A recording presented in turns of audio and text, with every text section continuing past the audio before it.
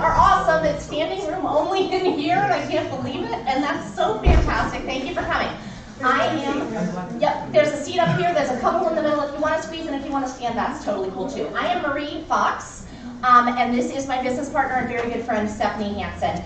And together, we have collaborated on a company that does educational materials for children starting 8 years ago. And we took it from a little operation in my basement to 7 figures. So we started, yes, thank you. We have been putting out nonfiction children's literature that entire time, but we are new to actual book publishing. So our magazines were what got us started, and then we thought, oh my goodness, we can put out books too. And this occurred to us during the pandemic. And we have published, oh my gosh, eight different titles in the last year. And we wanted to talk to you about the mistakes we made, about what we learned, about the resources we found, and so hopefully we can help you all jumpstart your journey into children's publishing. So, traditional publishing, we're taking the fire hose. We're going to talk fast. I talk fast and throw a lot at you. We will be here for questions hopefully afterwards. And lunch in the food court because we need to eat. Lunch in the food court if you want to join us. Yes. And grab us anytime at the conference to ask follow-up questions, children's panel tomorrow. Okay, why we chose to publish independently. So we already had a company, so we had some of the architecture in place, and it was a natural choice for us, but there are compelling reasons to go indie, even if you're starting from zero, even if you're starting from a Gmail account and you have nothing else. Easy readers are a market that is nearly impossible to break into. It's dominated by companies like Scholastic, who put out a ton of books every year at a very low price, and it's really, really hard to compete with that as an individual. Unfortunately, that's just the reality of it. Some people really try that direction, but I think one of the big takeaways from 20Books is that you can do this, and you will make more money when you do it this way, because you are your own boss. And with that comes the ability to set your own timeline, pick your own topics, have total creative control, set your own budget, and access all of your data and analytics, which is something you lose when you sign your work over to a traditional publisher. I have an adult pen name as well, and went with a small press for my adult novels, and I didn't realize how much it would impact me to not be able to see the analytics. It makes it impossible to pivot if things aren't working. And when you can actually look at the data and say, okay, that last Facebook post that I posted, I got read-throughs on that, I got sales on that, that worked. What worked about it? What can I do now? Or, nobody clicked that one, what should I do differently? That is the building blocks of any entrepreneur, and being an author is an entrepreneurial venture. You are now small business owners with a micro startup, and you're going to be in the bootstrapping phase where you're working hard and it takes a little while to get traction, but being able to see the information is critical to you being able to build that foundation and build your career. And we are going to tag team here, so okay. Stephanie's going to talk about what we gave up. So I'm going to be frank, there are things that you give up by indie publishing. That's just a fact. So here's what we gave up. We gave up, okay, here we go. I walk and talk, so I will try to stay on camera. So we gave up a lot of access to brick and mortar bookstores and libraries. They're inundated with independently published pitches, and so it's important to form a relationship with them. Cold emails, it's just going to be a lot harder to break into that because they have catalog seasons and publishing company reps that come into their stores and pitch books. So we gave that up. And there are some book festivals and review publications that do not work with indie or self-published authors. And that doesn't mean it's going to hamper your marketing. It just means that's one door closed because you opened another one. And they talked a little in the keynote, reputation is changing. There are some people that really focus on that traditional publishing accolade. And if that's important to you, then absolutely that is what you should pursue. But indie publishing has a growing reputation as well. Awesome. And I want to talk to you about what it looks like if you decide to go indie. And this is my perspective, but I am a serial entrepreneur. I've been doing this for 15 years. I've started multiple companies. started, built, sold, started again. And this is my latest venture, so I want to talk to you about like what my 15 years of experience being a ground-up entrepreneur looks like, because you are going to be building a small business. It's not, people don't think, I haven't heard people talk about being an author like being an entrepreneur as much, although this group does it quite a bit. But there are some patterns that I've noticed in my entrepreneurial ventures, which have all been based around children, so it's a similar market, and then of course this is right in line. But it takes a while to get traction.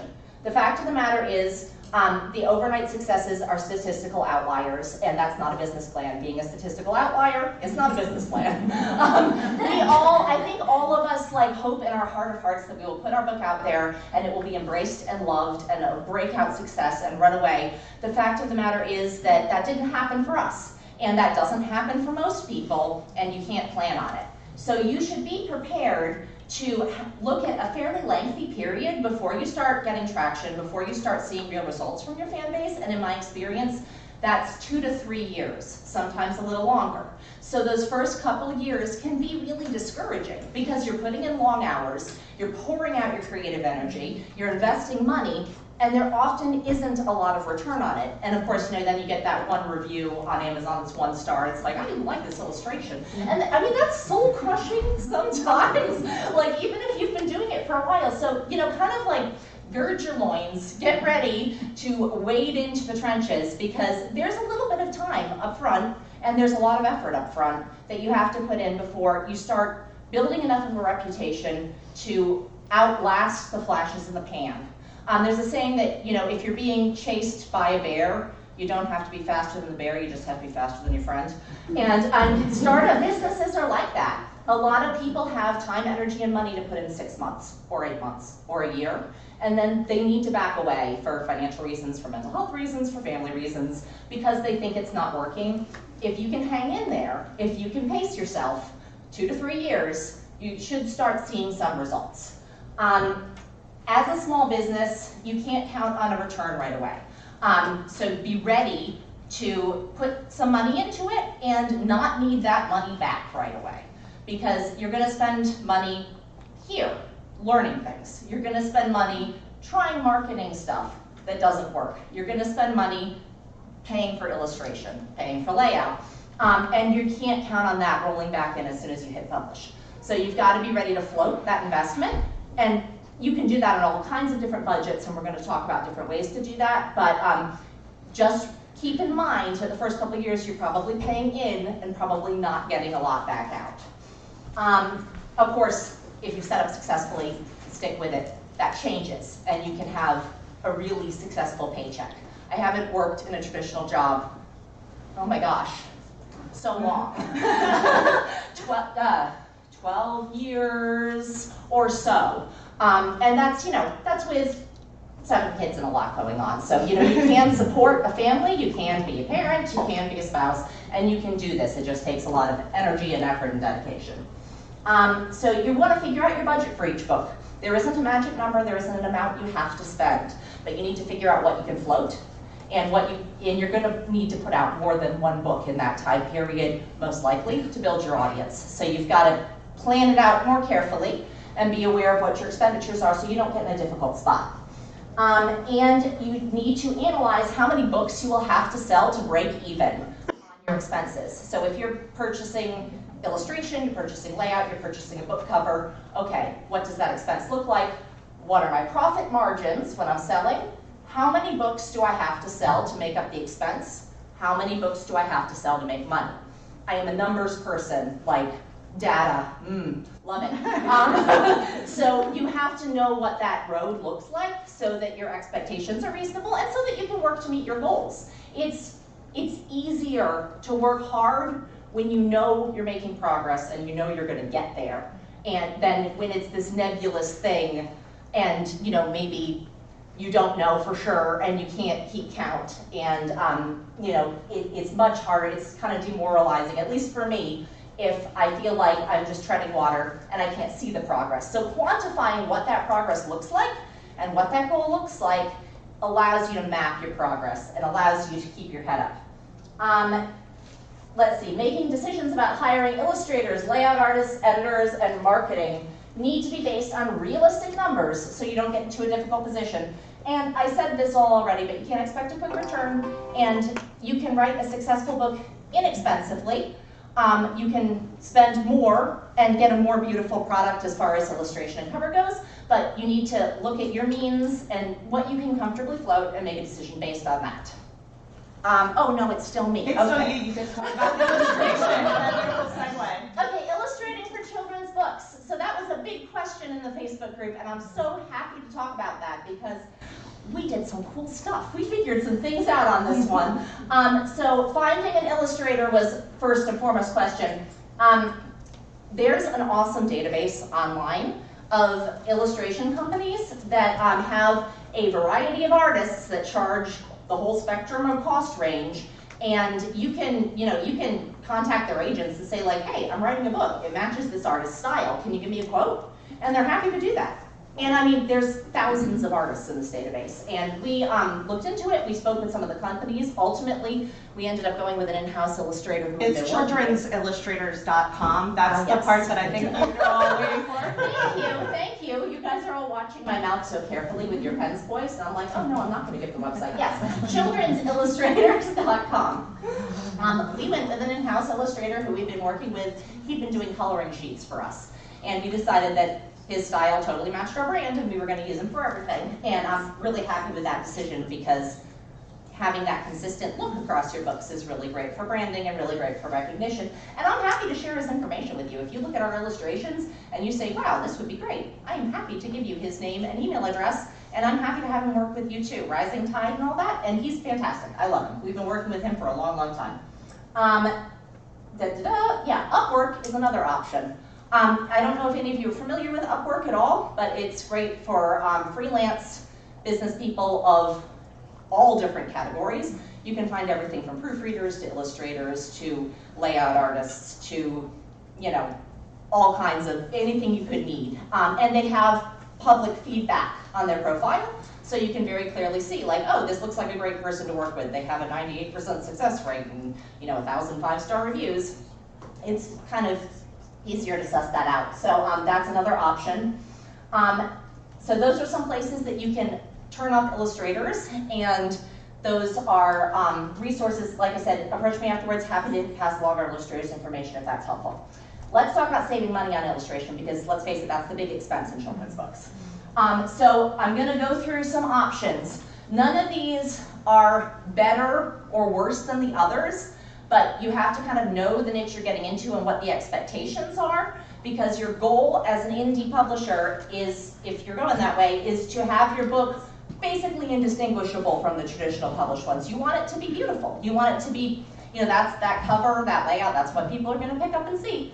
And you want to make your sales based on that, because that is, people say don't judge a book by its cover. Everybody judges the book by its cover. You guys know that.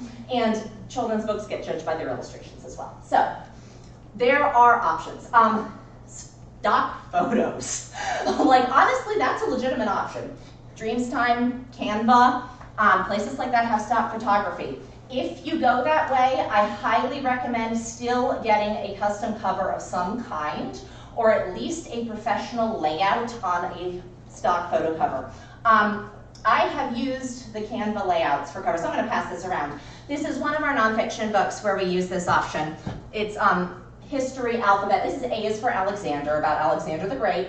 The cover is a custom drawing done by our artist. He did the layout, so the outside of the book looks really beautiful. But the inside, we got these off of Dreamstime and Canva. There's nothing wrong with that. They match. We've got a lot of positive reviews on these books. People like them. So I'm going to pass these around if you'd like to look at them. You're certainly welcome to. Dreamstime. DREAMSTIME.com. You can get a subscription for like $20 a month and download something like 30 images a month. Or you can buy it by image a la carte. And yeah, it's, you're allowed to use them in your books. That's one of the publication rights they're selling to you. So that is definitely an option. The second option is to, like I said, custom cover with stock photo interior. So that cover, I'm a numbers person, like I said, that cover cost us $200. the layout was about another 50.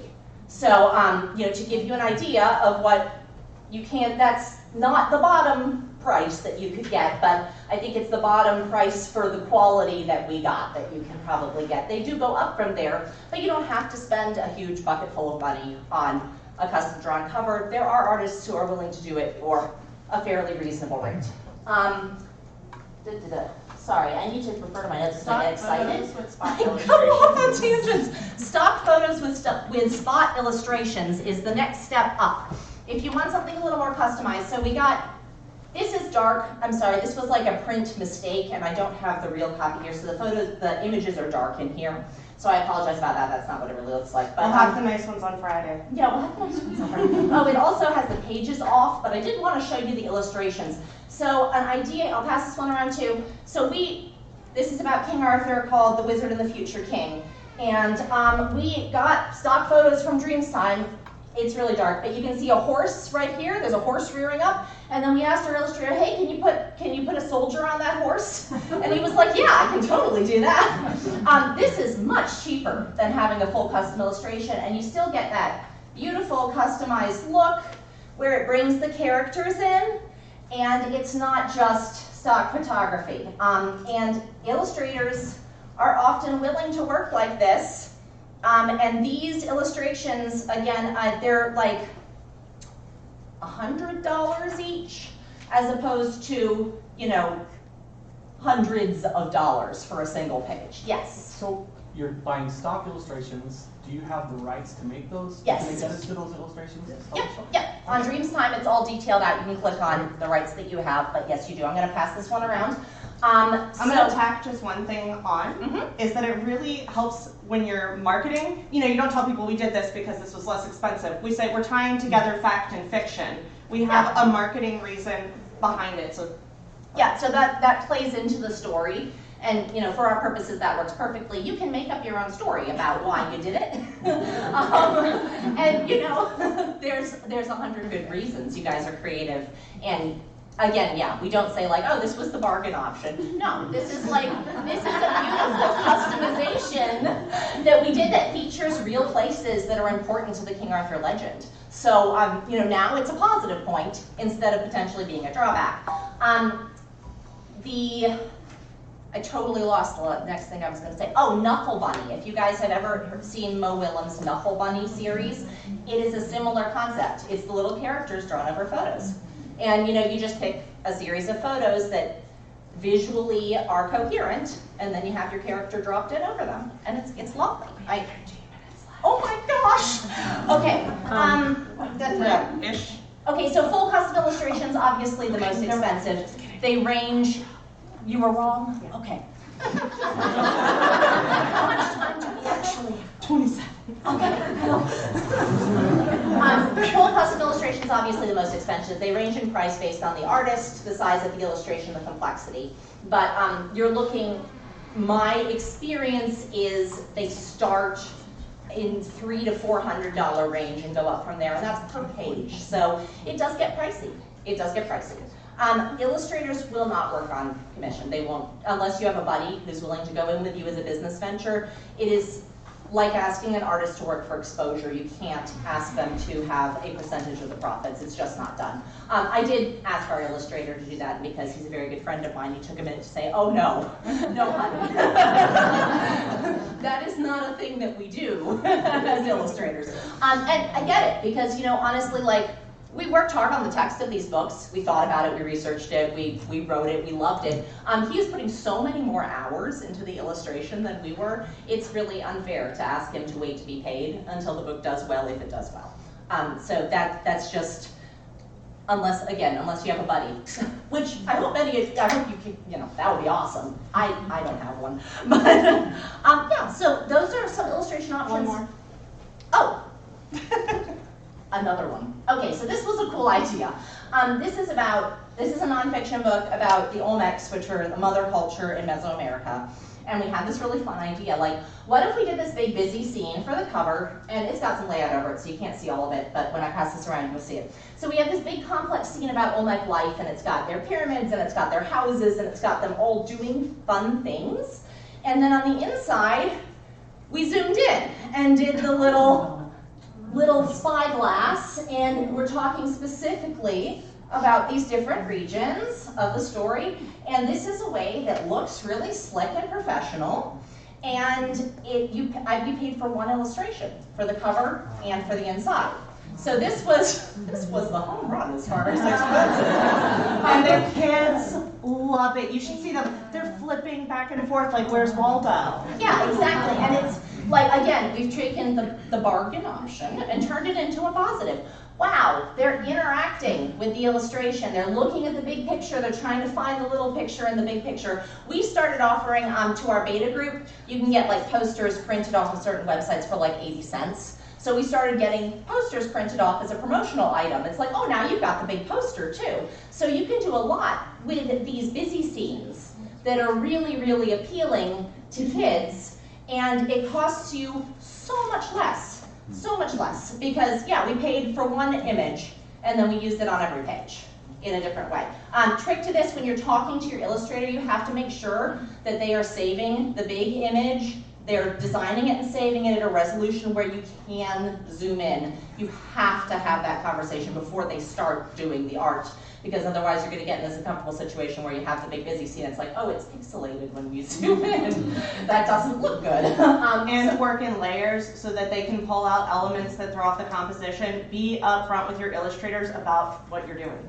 Yeah, they're not gonna like get upset that you're using their one illustration for all of the pages. If they do, you probably don't want to work with them, quite honestly. But you know, it's a complex image. They can't really redo it or anything. Like once they save it at a lower resolution or not in layers, separating that back out is like a whole other job. Like you will have to do it twice.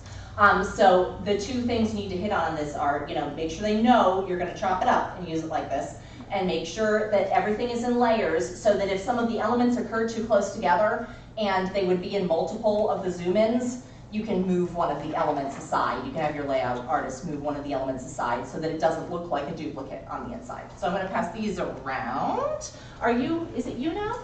You're just going to talk about our experience with KU. Oh, we tried KU. Some of you asked about KU. I'm going to start this one halfway back. We tried it. We thought this would be a great marketing tool, right? Because most people want print books for children's books. You know, they're picture books, so you want to hold them, you want to look at them, flip through them. We thought like, okay, well if we offer it on KU, people will go through on KU and then they'll buy the print book. So that seemed like a good idea. The reality is it didn't work that way. And unfortunately, when you have a book that's 32 pages long, you get like 14 cents if people read the whole thing, and then they don't buy the print book. And it did not work. We tried that for a couple months, and I mean, like honestly, we pulled out fast. Like there might be tips and tricks to get that to work. If there are, I don't know them. But I found that to be almost a total flop, quite honestly. So we have ceased putting any of our items on KU since then, and the sales have been much, much better, much more profitable. We actually found that we benefited from going wide because we got access to libraries. Our books can go on Overdrive, and we have a consistent record of being picked up for Overdrive. And we get far more in royalties from Overdrive, Kobo, Apple Books, Google Play than we ever saw from pages read on KU. And we do continue to sell the full price ebook on Amazon. So for us, I think this is an area where it's worth experimenting, because based on your niche, your mileage may vary, but this was something I recommend is trying both before you settle on a strategy.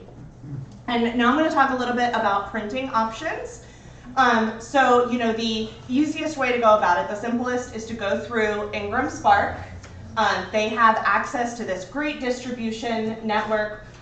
Even if bookstores don't stock your book on their shelves, you can tell your customers to order from them. You get listed on Amazon and Barnes & Noble and bookshop.org. And it can give you an international reach. We sell to Australia, the UK, and Canada, which is something that it would be much harder for us to access without that distribution network. It's also, if you're sending out review copies, Ingram Spark is really convenient, because you can just ship it straight from Ingram Spark to them instead of paying shipping twice, and they ship for medium mail prices. And a lot of it's done for you. Your listings are automatically populated. And then you also don't need to store stock, and you can print only what you expect to sell. And we have been overall pleased with the paper quality from Ingram Spark. And we also found that when it comes to picture books specifically, they are less expensive and higher quality than doing Amazon print on demand. So that's something to be aware of. Yeah, I think all of the books that you are holding, all the easy readers are Ingram Spark printed. Is that correct? Currently, yep. Okay. And then before I'm going to talk about some cons, and then we'll get to you. Then it'll be your turn again. And we will get to questions at the end. I see some yes. people with light in their faces. Yes. Well, light. Okay, so the downside of Ingram Spark is that you can set your pricing on Ingram Spark, but ultimately retailers have final control. Whether it's marking it up for a higher profit or marking it down and devaluing your book a little bit, that's something you don't have control of. And also because printing through Ingram Spark is expensive, especially when you're talking about picture books, you often either have to set your prices higher than the market standard, or you have to have a lower than desired wholesale discount in order to break even or make a profit. And that's a decision. It may take some experimentation and tweaking. A traditionally published easy reader is $4.99 almost across the board. We cannot do Ingram Spark easy readers for $4.99. We would be paying Ingram for every copy we sold. So we had to price a little bit higher and keep the discount low, which means that bookstores are not going to pick it up on their own. The little bookstores, Barnes & Noble and Amazon, they don't care. Okay, but there is a solution to these cons. And this is something that I'm going to speak on quickly because I don't know if it applies to everybody in the room, but again, grab me afterwards if you want more details.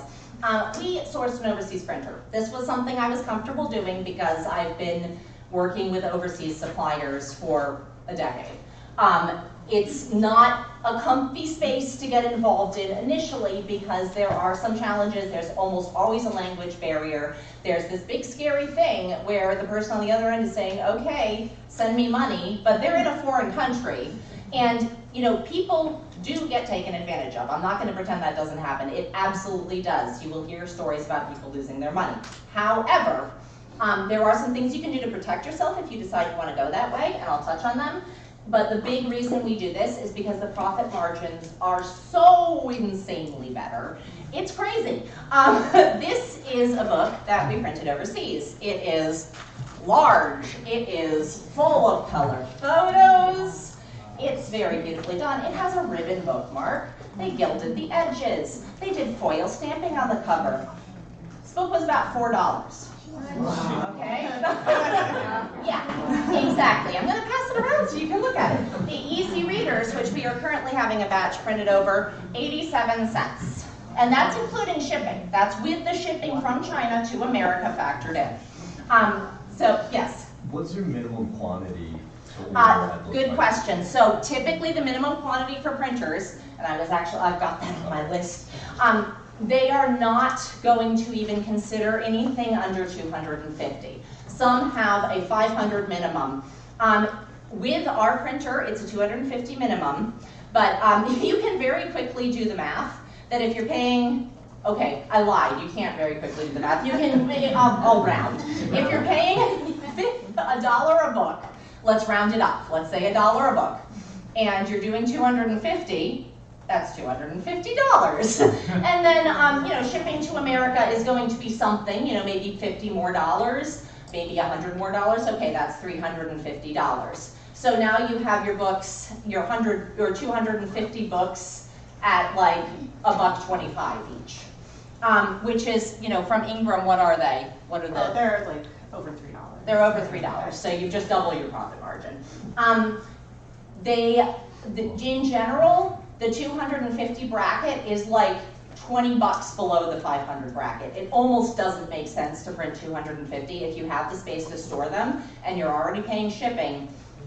It's like the way that it breaks down because of the quantity discounts, it is just like silly to print 250 almost, unless that's like that's your absolute ceiling and you can't print more. I'm sorry, I've got to hold it. We will, I promise, I promise. So a couple of things that you can do to source and to protect yourself. First of all, we have a great printer that we've worked with, 15 minutes, thank you. Again, I can vouch for our interactions with them. I cannot give you a blanket statement that they are, awesome and honest in every interaction, but we have worked with them for several years, and I'm happy to give you their name. I'm absolutely happy to give you their contact information and to introduce you. So if you are sourcing your own, a good place to start is Alibaba, honestly. Go on Alibaba.com, look for children's book printers, see what you come up with, reach out to them. The things that you do to protect yourself. Number one, if you pay them, pay through Alibaba or PayPal. You have some recourse if they don't deliver or if what they deliver is garbage, which has happened to me twice in 10 years of overseas sourcing. And it can be a devastating loss if you're at the beginning of a company. It can be a lot of money. But that is a way. I have also been able to go through PayPal and have a dispute and get my money back. One of the 2 times it happened. So, and that's not printing specific, that's with everything that I source. So it doesn't happen a lot, but it can happen, and I don't want it to happen to you.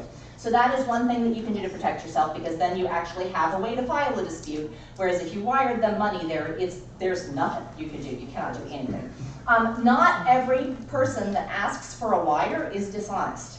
Like, our printer requires a wire because they don't want to pay the fees. Like, their margins are too thin, they don't want to pay the PayPal fees, they just want the wire. And we decided that we would do that as a business investment because it made sense for us at the time, and if we lost it, we could absorb it. If you're not in that position, recognize that you're not in that position. And that's okay. Everybody starts there. And we can, if you want to hear more about this, please join us for lunch. Yep. We're going to move on to the marketing part. To make sure we have enough time, and we'll see if we have time for questions. If not, please come have lunch with us. Find us. We love to talk. Okay. One more thing. One more thing. Go. Okay. Printers, you will always ask for a sample. Always, always, always ask for a printed sample. Do not ever print 100, 200, 500 books without a printed sample. Expect to be charged for it. They cannot send out free samples to everyone. Your printed sample is going to cost like $50. It's worth it to make sure you don't end up with 500 books that have mistakes. Go ahead. Great. Okay, so number one, know your market. Who is going to buy your book? It's not kids. It is going to be home educators. It's going to be teachers. It's going to be librarians, either public school or schools or public libraries. What kind of families are you going to market to? And build your strategy around that. We started with home educators. We are moving into the classroom because of our nonfiction focus. So because I'm a former teacher, I know that there's a fancy thing called a Lexile measure, which is the reading level. You can pay to have those done. It is, I think, $30 a title or something for books our length. And I know teachers care about that. Parents, they just want to know what age, which you can put it into like a readability guide. There are tons of tools out there for that. And you can say, oh, this is written at about a 6th grade reading level. That's fine for most parents. But if you're going to market to teachers and school librarians, you might want to have your books leveled, especially for the elementary level. And so that will also determine what kind of events you go to. If you're selling to teachers, go to teacher conferences. We were in New Jersey last week at an educator conference and had so many great conversations about our books and sold books and had people who were going to go back to their administrators and talk about ordering books. If you're going to market to homeschool families, go to homeschool conferences. So set those goals based on that budget that Marie was talking about. Across the board in publishing, you want to be a literary citizen online and in your community. Participate, read books in your market and be knowledgeable about them so you can talk about them. Follow not just other writers. We love to follow each other, but you need to follow book reviewers. You need to follow educators. You need to build those relationships so that they already recognize your name when you say, hey, I have a book. And they say, oh, wow, great. You've already given me so many great book recommendations. I know that you are going to, put out a good product. When I went to our local independent bookstore and said, hey, we have this book about ancient history, she knew who I was because I'd already been buying books at that bookstore regularly. I was in there every week as a genuine customer being genuine and authentic is important, but be part of that community. Purchasing a cold email list is probably not going to be the best use of your marketing money because, like I said, my bookshop owner, now friend, told me she gets so many emails, she just can't even look at every free ARC that she gets, or that's all she would do. Made that mistake, by the way. We spent $500 on an email list that was, 10,000 emails, thought, no, maybe we'll get something back. Goose egg, nothing. Yeah. So, yeah, just be aware. Okay, thank you. School visits are another great option, which basically, again, that's being part of a community, knowing people with kids, knowing people in parent-teacher organizations. I can talk to you on the side about, whether or not to charge for those. I do, with some exceptions. You want to make them engaging. And then the kids go home and they tell their parents over the weekend, oh my gosh, this author came to my school. They gave such a great talk. They were so interesting. I want their book. That's the case where you get to market directly to kids. Okay, like 1.5 speed, Stephanie. Like, I've had a lot of coffee this morning. we gotta have time for questions. Yes, okay. So, all right. American Library Association Conference, once you have multiple titles, is a great way to reach out to public school librarians and public and school librarians. The area that we made a mistake for at the American Library Association was paying Book Life and the combined book exhibit to put our book on a shelf at that fair, saying all these thousands of librarians are going to come through. They know that all of those are self-published, and they know this author is not here. The librarians all walked past, and the person staffing the booth did not interact with anyone. It happened that the conference was right near us, and I don't think anybody even saw our book there. Educational conferences, like this one, are great for learning how to market, and book events like Friday are great, but start slow, know your budget, and with the exception of 20Books, start close to home. Start with a simple setup that's clean and professional. It can be as simple as a branded tablecloth, something really portable. Don't invest a ton of money in a big fancy display until you're there. But getting your face out there and doing merch like free coloring pages and stickers is a really fantastic option. If in-person events are not an option, like during our pandemic book launch, we worked with parent influencers and educator influencers on Instagram. We went on a podcast. We put in a personal presence. And because we're an established company, we do have an additional marketing team that helps a lot. If that's at all a possibility, it makes this a little less daunting. We did Facebook Live book launches and have really enjoyed those. And, okay, we're going to be okay. We're going to make it. We've still got questions. We've still got questions. Okay, if you do a Facebook Live book launch, my number one tip is to do it in the evening. Parents, teachers, they're all busy during the day. We thought, oh, we work with homeschool families. We should launch this book during the day. No, they're busy home educating their kids during the day. I had like 3 people at that one. It was fun, but. And then, I've been running the marketing department for 3 years, and what I have found is that whatever marketing you do, make sure that it is trackable, to make sure that you aren't wasting money in marketing. It's where a lot of people waste the most money. I mean, fun swag, right? Like, that's great. But if you put something out there, see how you can track it. So there are something called UTM links. And they use your you have to have a website, and it will track, if you use these links, it will track how people came to your website. It will track if they buy and how much they spend. And Amazon just launched Amazon attribution links, and I have been using those for my pen name. They seem to be working well. I've heard mixed reviews, but you can get links for your books. Use them in ads, and it tells you if the person who clicked the link purchased, did page reads, anything like that within 30 days. So you can track the effectiveness of your ads, links, social media posts, whatever. It's essential to track. So I can see we were on like a pedestrian billboard, and I can see we've had 2 sales from it, and I can compare that to what we paid for the ad and decide, okay, is it worth it? Because they scanned the little QR code. Or when our social media team and newsletter team sends out an email, we can see how their emails perform, and we can say, okay, these emails are doing great. This type of email, people don't click it, they don't open it. So we can constantly reevaluate our efforts, and we look at these links every single month to see how they perform. Okay. And And I was gonna say we're ready for questions. And we're ready for questions. Okay, toss your hands up. I know there are some. Yes. Yeah. How about customs fees when you get your books? So that's like all rolled into the amount that we pay. So when they invoice us, there's the shipping and there's the packing fee and there's the customs fee. When I gave you that number, it was including all of that. I just mentally classify that as shipping. Okay. So yeah, that's something that gets delineated out on the invoice.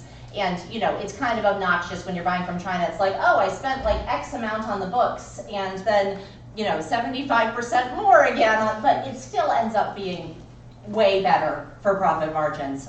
Yes. Thank you. So you guys are selling mostly through Ingram, Spark, and then direct sales? Is that Yep. how you're doing it? And then like, so your marketing efforts are more like driving to your website, not necessarily like just uploading something on Amazon and hoping that the Amazon store kind of We actually do both, and we actually use Amazon as a funnel to our website using that back matter that was talked about this morning. So we do pay for Amazon advertising, and we actually do get most of our book sales through Amazon. But then through our website, we have our loyal customers. We have seen new customers come in through our books on Amazon because they're interested in what else we have to offer. And so like on social media, we tend to promote our website more than Amazon. Yes. So it takes a while for books to come from China to the U.S. Yes. So how do you determine the quantity to order? So we are, full disclosure, we're not selling 250 and 500 books before we get the order in. We're not at that volume yet for our book sales. Our bread and butter is the magazines and other educational materials we sell. We're new to this, and even as an established company, we expect 2 to 3 years to get traction in this market. We are right now really carefully, just like I said, tracking our expenses and sales so that we can get an idea of when we get into the black. And I think we have one book that is just about to break through into the black. It's this cookbook right here that was released a couple months ago. We're still in the red on several of the other books, and that has not been an issue yet. But I can speak to inventory management that it's a rhythm and it's a little bit of a struggle, and you can always accept pre-orders, you can always accept it's out of stock, you can buy it, I'll ship it when it comes in. We've had good luck with that. I don't think we've had a single upset customer in 8 years over having to wait a couple extra weeks. It hasn't been an issue. Yes. And all of your books are in ebook and print form? Mm-hmm. And audio. Not all in audio, but the easy readers, with one exception, our newest one, they're in audio as well. Okay. And so how do the ebook sales perform for you with the kid market? Print outperforms ebooks. Do you have a percentage comparison? It fluctuates month to month. I would say at least twice. Okay. At least twice, probably. Yes. So you mentioned you do Ingram and that they can distribute on Amazon, but do you do KDP or do you do the Amazon distribution through Ingram? And is there a way that you can do Ingram and KDP and have Ingram not distribute to Amazon? You cannot selectively distribute through Ingram. So we actually, with the first book that we did, we do our ebook on KDP and Ingram, and we do our printed copies solely through Ingram. We ended up with weird duplicate listings and split reviews when we tried to do both through Amazon. Okay, we have 46 seconds left, so let me say, we will just stand outside in the hall. We have to go get food. We have to go get food. Because there's We like will a go limited get lunch food. break. Come eat lunch with us. Come We'll eat take lunch over the with food us. court. We are covering more tomorrow in our panel. We are talking more about marketing from other authors who are established and killing it on Amazon. We are talking about managing multiple pen names. We are talking about writing middle grade, read through. all kinds of other great topics with a panel of children's authors tomorrow, and we really look forward to seeing you.